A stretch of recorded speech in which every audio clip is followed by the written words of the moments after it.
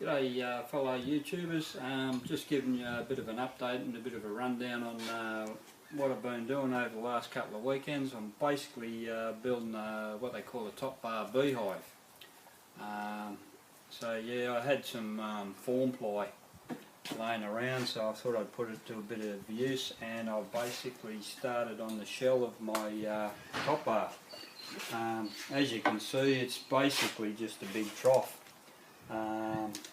And inside the trough we've got a couple of end boards, basically to lock the bees in place once we get them in there.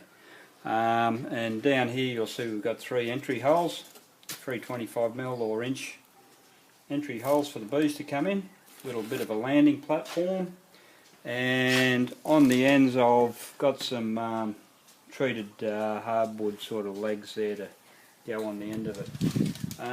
But these are the basically the top bars, and these top bars I've just made them out of a bit of red oak, and they're going to actually be used to where the bees actually build off their comb from, and that'll support their honey once they start building in there. Now what I've done is basically they're 38mm wide, and I think from memory they were 22mm thick. I think they recommend inch thick, but it's hard to get inch thick here because we're all working on metric in Australia. And basically they'll just sit across the top, and I'll have a series of them.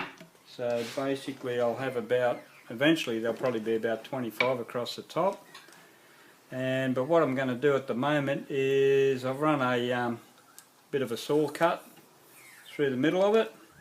And I'm going to actually, I'm actually bought some beeswax and some bee foundation, and I'm actually going to insert the bee foundation that I've just cut down with a blade, and I'm actually just going to sit them in the saw cut.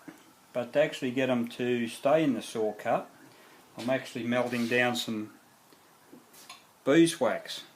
So I've just cut off a bit of a block of beeswax that I had, and I've just put it on the little hot plate here, and I'm just waiting for it to all melt down, and I'll basically just scoop that out and drop that down into the saw cut, and then I will let that set into it. And basically what this will do is the honeybees will actually build down onto this base, and that should keep the honey and the comb reasonably straight in the top bar beehive.